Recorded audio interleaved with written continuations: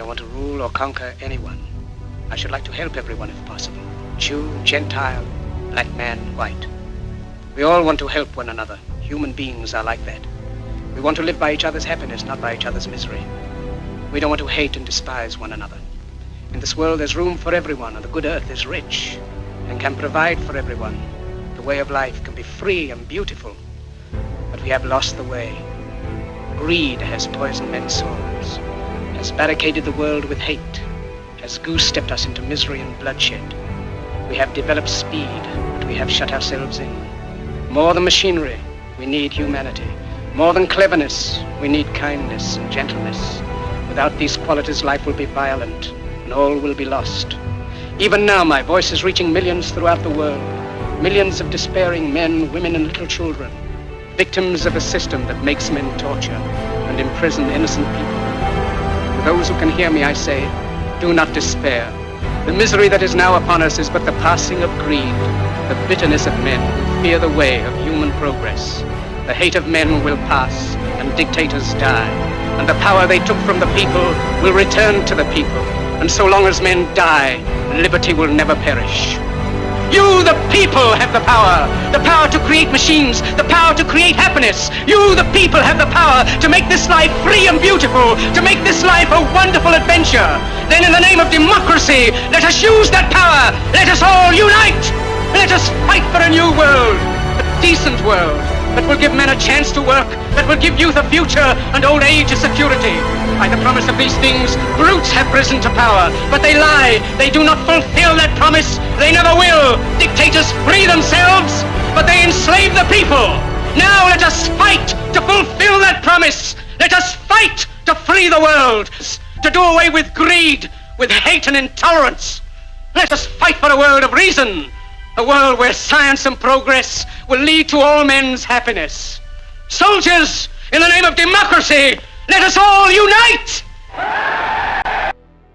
Welcome to the Bill Mason Show. Wow, that was inspirational.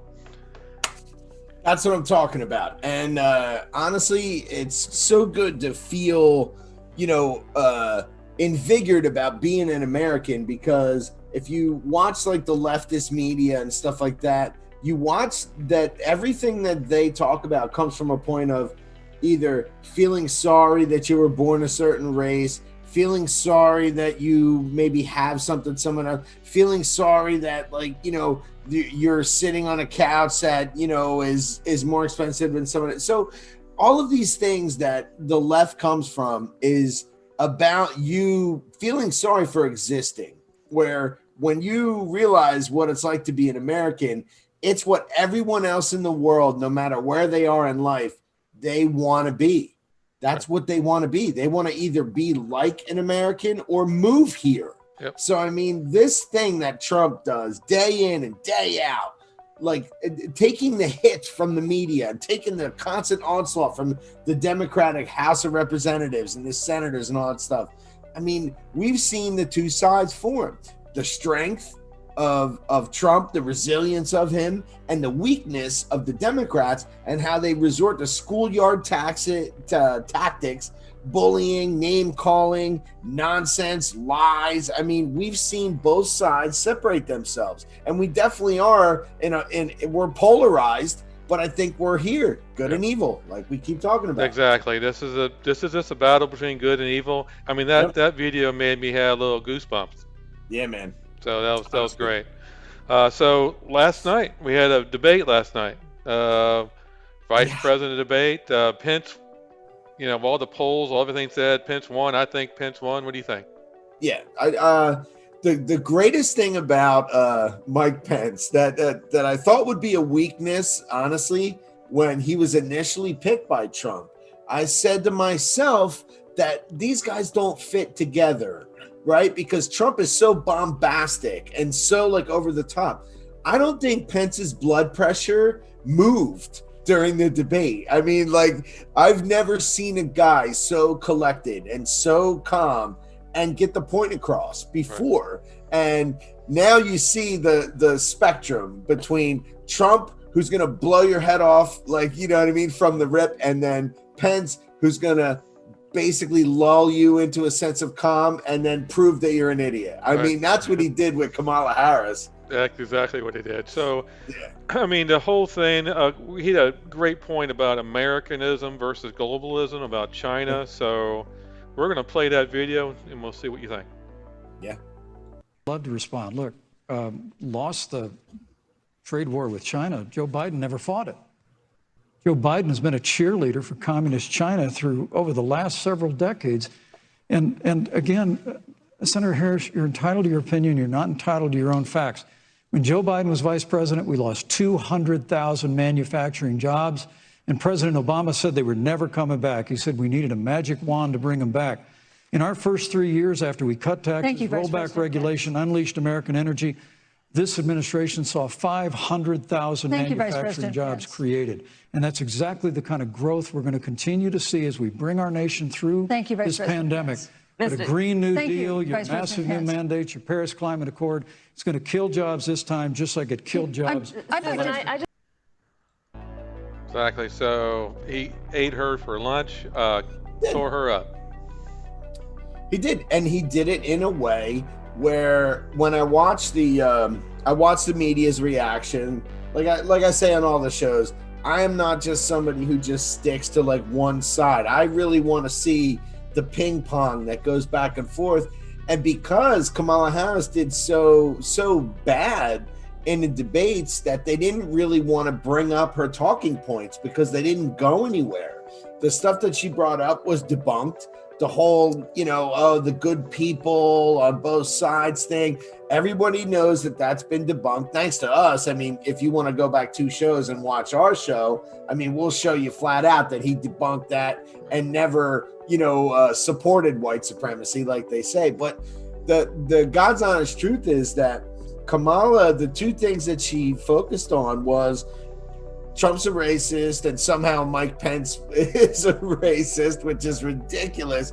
And the coronavirus could have been done better, which is the classic Joe Biden kind of way. Like, whatever you do, I'll do it better. Just give me the chance. But we gave him 47 years and he didn't do anything better. Yeah, just like on Sunday, the next day on Monday, that team could have done this, this, and this, and this on the NFL. So it's just like the same thing.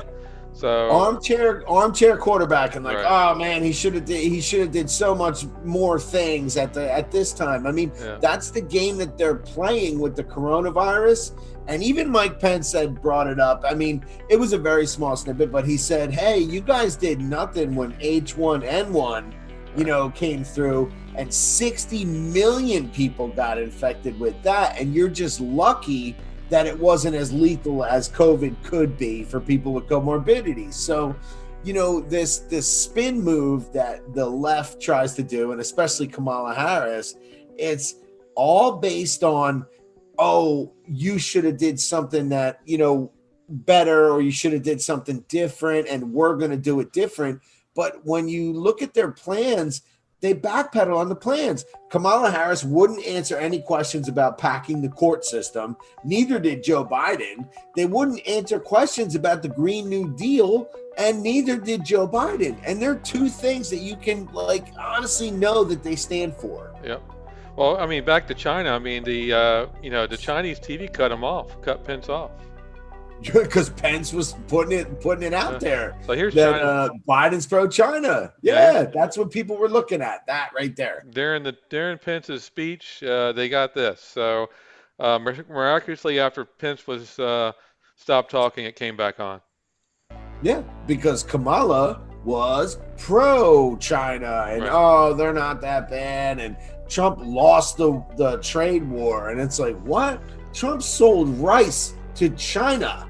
Yeah, I posted on Twitter back in 2017 and 18. That's like selling ice to Eskimos. That's what I mean. This dude Trump can do almost anything. When they played a game with soy, I think it was they were playing games with soy. They were acting like they didn't need our soybeans and so on and so on. Whatever happened. I don't know the full details, but they ended up buying $70 billion worth of rice from the United States farmers. Right. So that being said, Trump is the guy who sold rice to China. So don't even tell me he didn't win on the trade wars with China. There's no way around that. Yep. Next, we'll sell them Chinese food too as well. So Seriously. But let's take a look at Biden on China. We have a great video on this. Take a look. All right.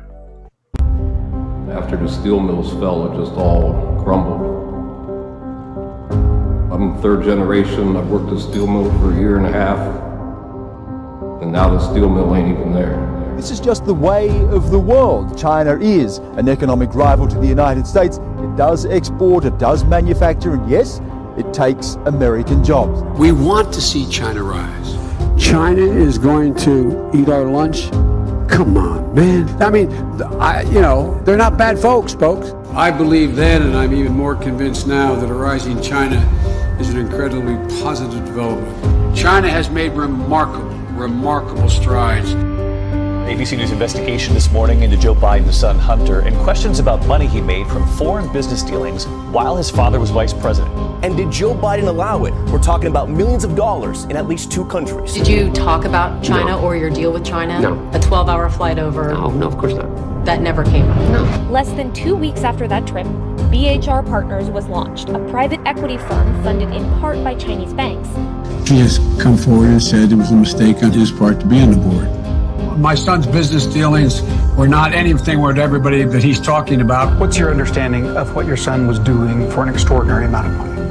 I don't know what he was doing. I know he was on the board. Hunter Biden holds an equity stake in a company that's taken over $1.5 billion in loans from the Chinese government. This is obviously an issue. What they said is China would prefer Joe Biden. China and Iran. China and Iran want to see Donald Trump's defeat, and they're looking for ways to make that happen. China's a great nation, and we should hope for the continued expansion. Growth of China is overwhelmingly in our interest, and there's much more to come. And now the steel mill ain't even there. There we go. So China's been sucking our manufacturing jobs for years, and Trump's trying to bring them all back. Exactly. And, they say all the time, you'll hear from the Biden campaign that when Trump does things, he does it for the interests of the rich and he does it for the stock market and he doesn't care about the regular people. But I think that's where the big mix up here is. So when China, the government, steals a contract, they take money from the American worker. Maybe that was a union job making steel I-beams or making vehicles or whatever it may be. That was a union rate job, probably enough to support a family. That job gets shipped over to China where the government gladly takes the contract and pays their people pennies on the dollar to do the same or similar job with a lower quality end result, with less inspections, everything that comes from there is lower quality. But what happens is those jobs go with it. So the reality is that there's about 500 billionaires in China. There's only 600 and something here.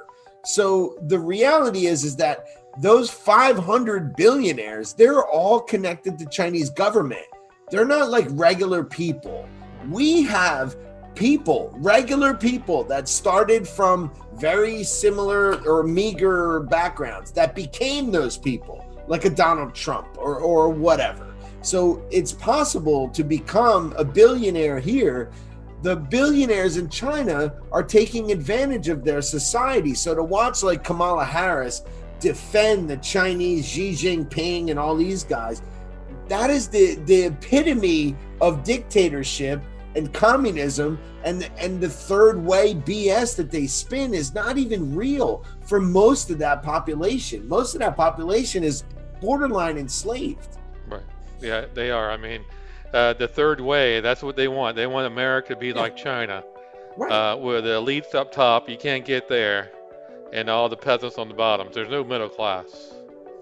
Right. And what they say that there is, they say there's a middle class, but honestly, the people that own small businesses and stuff like that, whenever something comes up, the one thing about China that I looked into is when they have a problem and it's infrastructure related, or it's a natural disaster like the Fukushima meltdown that happened, they hit those people. It's not spread out. It's not amortized over the whole population. It's you guys got to pay double for the next 3 years. Well, Fukushima was in Japan.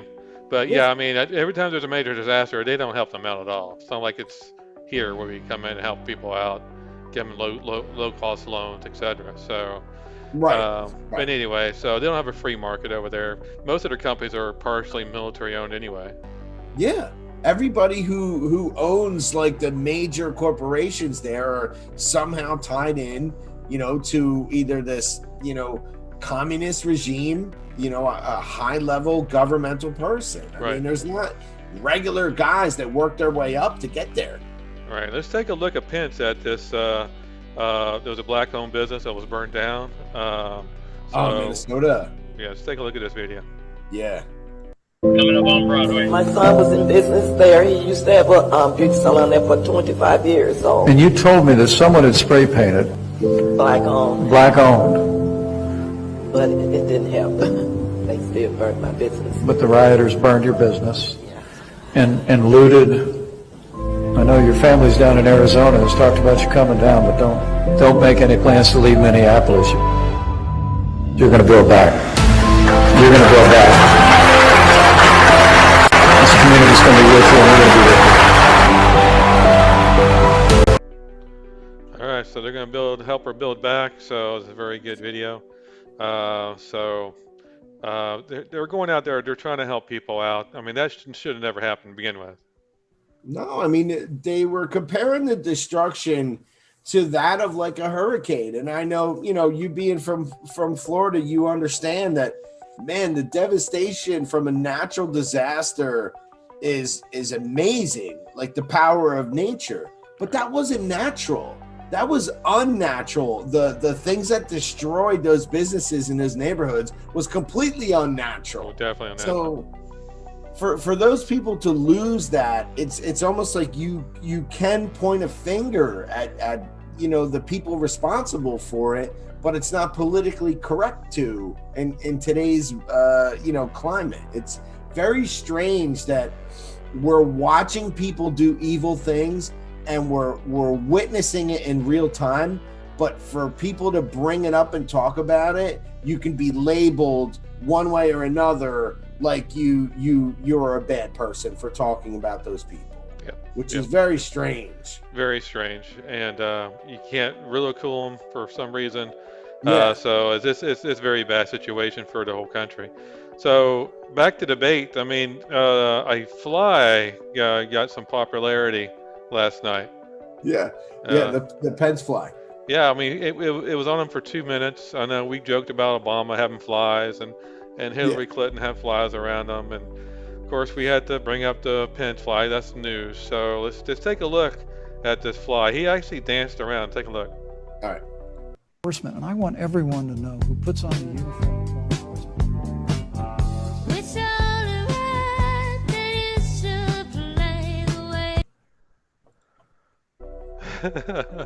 Now that was ocean spray. It looks like the fly was drinking. Apparently. Yes. So anyway, that was pretty funny last night with the fly. Let's go to one more video about Pence in the debate. He was talking about how they were trying to overthrow the election from last time. Let's take a look. Yeah, absolutely. But when you talk about accepting the outcome of the election, I must tell you, Senator, your party has spent the last 3.5 years trying to overturn the results of the last election. It's amazing. When Joe Biden was vice president of the United States, the FBI actually spied on President Trump and my campaign.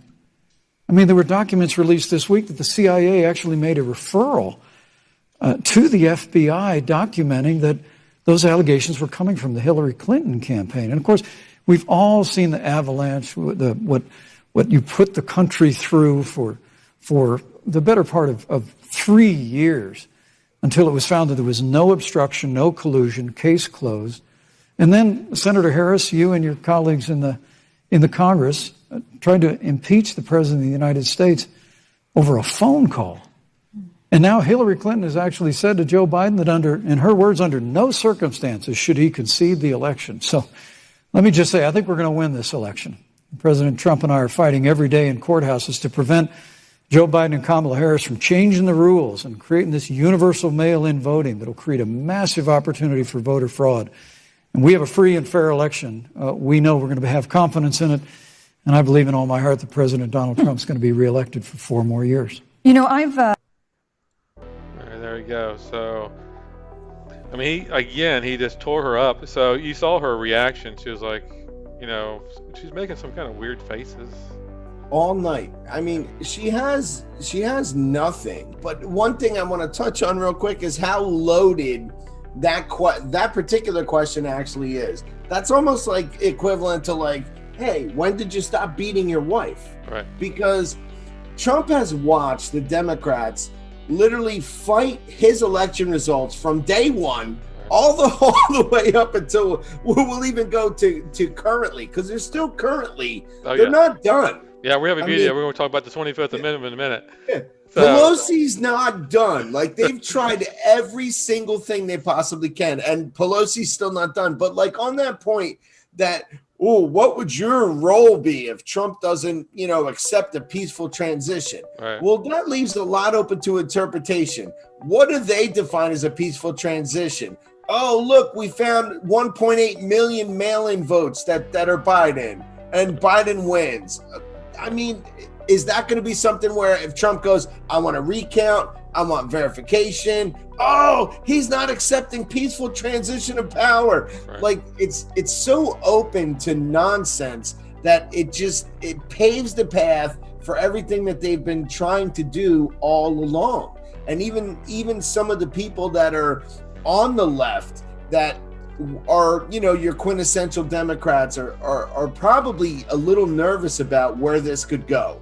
This could go to, you don't know who won in November, and you still don't know in December. Well, they're saying that they can have Trump declare victory and Biden declare victory, and then somewhere in Colorado somewhere, he's named the president, Biden is, Trump keeps presidency, and then what happens after that?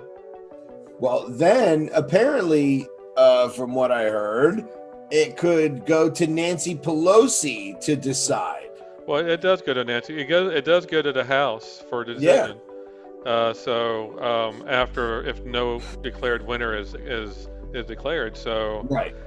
That's the new Congress, though. I mean, what's going to happen? What's the makeup's going to be? Is it going to be?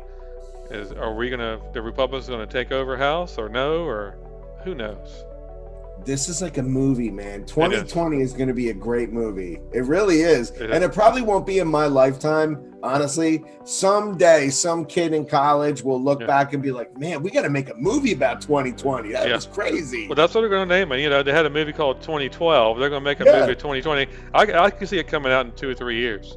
Absolutely. Somebody's got to do it, because this is just beyond anyone's expectations, man. Well, let's take a look. We'll see what Trump said today about the maybe indictments coming down the hill. Here, take a look. So, man. Unless Bill Barr indicts these people for crimes, the greatest political crime in the history of our country, then we're going to get little satisfaction unless I win, and we'll just have to go, because I won't forget it. But these people should be indicted. This was the greatest political crime in the history of our country, and that includes Obama, and it includes Biden. These are people that spied in my campaign, and we have everything.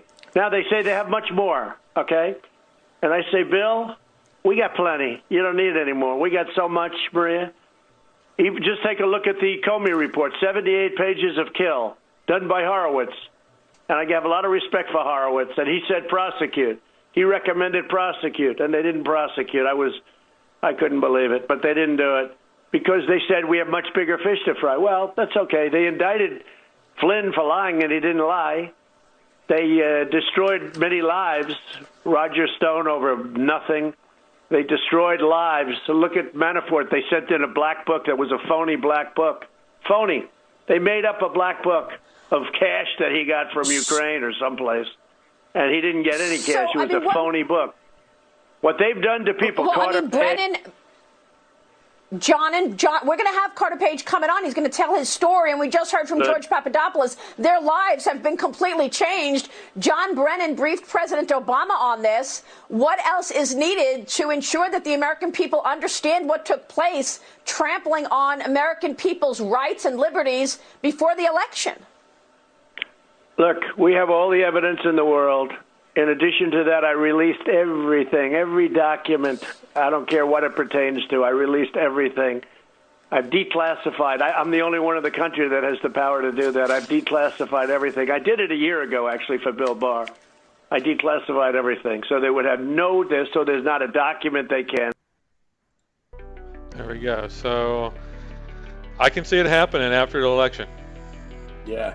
Honestly, the things that we never would predict for this country to be going through are kind of on the table now. I mean, this is, I think, the turning point of the United States, where we either stay a constitutional republic or we become this divided, like, back when the Civil War was fighting, we split and we become two nations or something of that nature. I mean, I don't know how the left can exist in the world where the Constitution still stands. It can't exist. I talked to every Democrat. I said, at least you like the Constitution, right? They go, no, I want to change it. It's an old document. It's in the way. Yep. It's not progressive enough. It doesn't say anything about transgender people in it, and now we have them, so we have to put them in the Constitution, and all these things that could easily be just left with, all men are created equal, right, endowed by their creator. They were like, wait, it doesn't mention women. Yeah. It doesn't mention LGBT this mentions everybody. People. It doesn't mention aliens. Right. I mean, this is the point where we start to slowly pick apart everything that makes sense about America. And if you let these people in power for too long, you see what happens. What we have now is the result of 8 years of Obama, 8 years of people getting comfortable stealing taxpayer money, 8 years of people getting comfortable doing whatever they want, spying on people, literally doing, I don't even want to go down the conspiracy road of the whole, pedophilia and sex rituals that we had a show on that already. Anthony Weiner's laptop. Right. I'll just say that, okay? Anthony Weiner's laptop, okay? So they got way too comfortable for 8 years. Imagine if you give them 12 years or more. I mean, the country starts to burn. I mean, they can't hold the wheel straight. No, they can't. And every Democratic city, that's where all the riots are. There's nowhere else. So let's take a look at Nancy Pelosi, who's talking about the 25th minute of the day. I don't know what she's talking about. We're having an election in 25 days, 10 hours, and 58 minutes, and she's talking about the 25th Amendment. Let's take a look. Which they talked about before. It's not happening. No, let's take a look. Could you just give us a sense? I mean, the president pulled away. Mnuchin seems eager to do something. I mean, give us your prospects here of where you think things are, given your talks with Mnuchin and the president and McConnell's, I guess, hesitancy to or disagreement about the larger package. Could you just give us what your prospects are at this moment? Well, I don't know what the prospects are when we hear people saying I'm young and I'm a perfect specimen, instead of addressing the fact that 50,000 people were infected, reported to be infected yesterday. Nearly 1,000 people died. What are we talking about here? Tomorrow, by the way, come here tomorrow. We're going to be talking about the 25th Amendment, but not to take attention away from the subject we have now. Oh, boy. That's another video we'll have for next show. And I just want to touch on something real quick. What political theater her mask is, first of all, I get it because I live in an environment where I have to wear masks all the time. The political theater I want to touch on is the fact that her mask is so big and so loose, I could slide probably my fingers down here and probably my hands up underneath. Right. There is no way that it is filtering air or anything. It may block a direct droplet, but I mean, it is political theater. When somebody breathes, she's in trouble. Yeah, there's probably 5 people in the room, and they're probably 20 feet away.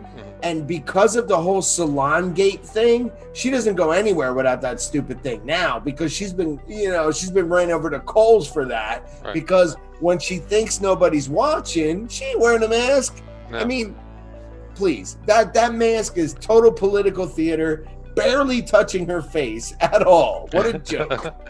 Anyway. It's definitely a joke. Now, let's go on to the debate for next week. Now, supposedly the Commission of Debate says it's going to be a virtual debate.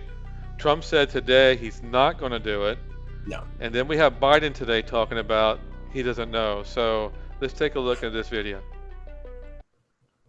The president, we don't know what the president's going to do. He changes his mind every second. So for me to comment on that now would be irresponsible.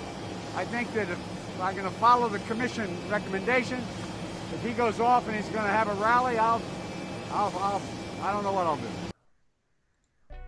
All right, so he doesn't know what he's going to do. So, as Trump said today, a true debate is not virtual. A true debate is interactions where you can talk back and forth. Yep. In person. And they know, I think they know deep down that Biden can't hold up in another one. You take anyone that's not a Chris Wallace. You take anyone that, is going to give reasonable parameters. Knowing Trump, which, do I wish he let Biden talk more? Because every time Biden talks, he hangs himself. Right. So did I wish he did? Yes. But the problem is that it wasn't that he was totally going against Biden. Chris Wallace was doing these ridiculous kind of loaded questions where he had to not just answer the question, he had to debunk the stupid facts that Chris Wallace threw out there and then answer the question. Right. So it was like, I get why he was so riled. I mean, me being a Gemini, we share the birthdays. I get the same way. I feel it. I get why he's so excited, because he's not just battling one person. It's not one-on-one, and it never has been for him. Chris Wallace, of course, I guess he's a closet Democrat. I don't know, but the next moderator was supposed to be an ex-intern of Biden. So why would he want to go anyway? Yeah, and the other thing I just want to touch on real quick before we go past this, if you look at Biden when he was on the tarmac, I mean, he's got bulletproof SUVs. He's flying private. And this is the guy who wants to talk about the Green New Deal and getting rid of fossil fuels. This is how you know that their platform is total BS, because when they were saying the ocean levels were going to rise 21 feet in 5 years, what did Obama do? He bought a place in Martha's Vineyard 60 feet from the water. So obviously he's not that worried about the ocean levels. No, he's not. This BS of climate change, listen, I understand that there are certain things that are affected by climate, but giving the Democrats money is not going to fix it. If climates are changing in certain parts of the world, and you have erosion from deforestation, and there are things that are naturally occurring, you need to stop that on a local level. For the Democrats to be like, oh, we're going to let China and India pollute the world, and we're just going to pay for it. I mean, that's essentially what the Paris Accord was. That's it, yeah. Yeah. So China and India pollute the world, and then we pay for it. Right. I mean, and give them all our jobs too, while we're at it.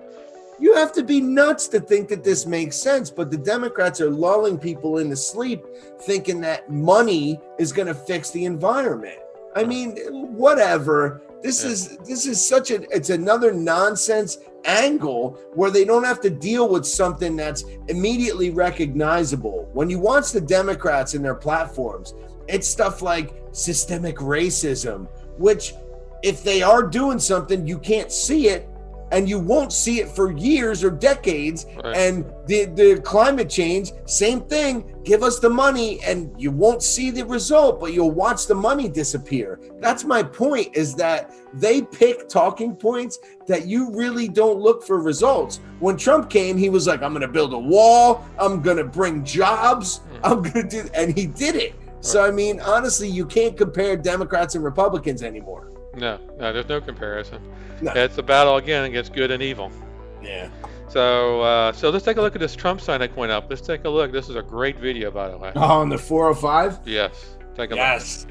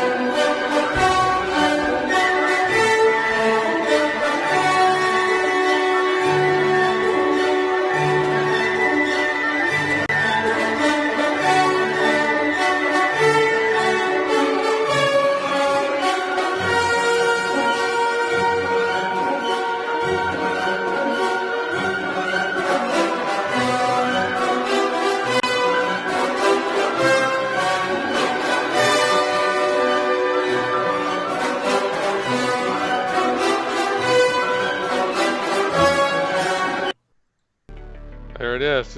That's a big sign.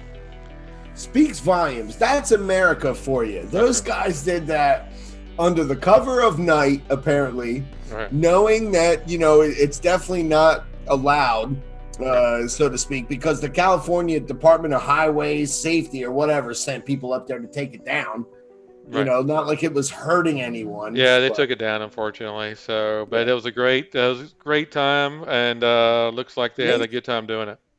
Amazing. I mean, American ingenuity, American, and that's the type of thing. Like, imagine what kind of planning, what kind of get-togethers that took. Maybe some craftsmen. There was probably some pipe fitters and some, you know, all different levels of people that made that happen to frame that out and make those giant 20-something foot letters. And they did it for just supporting Trump. That's it. They weren't probably getting paid or getting anything for it. It just got torn down the next day. Yeah, I mean, it took. I'm sure it took months in planning. Yeah. So that's the difference between a Trump supporter and a Biden supporter. That's right. A Trump supporter is going to make stuff happen and probably really go the extra mile. And that's what I love about supporting Trump, because I never feel guilty about it. People can try. They can try to say that you're racist, you're this, you're that, but it doesn't stick, because I know in my heart that it's just being an American, keeping America just the way it should be, making it a place where everybody can get better and everybody can make their ends meet. And I mean, when we get there, there'll be no mistaking who got us there. It won't ever be like, oh, that's a leftover Obama policy that got us there. Because after this COVID crap, Trump rebuilds this economy, there'll be no questions. It'll be just nothing but answers. Exactly. So, vote Trump. 25 days, 10 hours, 48 minutes. That's the show tonight. Any last words, Bill? Man, election, show up and vote. That's it. That's right. Vote All right. Trump. Thanks for joining us, and thanks for all the new subscribers, and you have a wonderful night. Good night, everyone.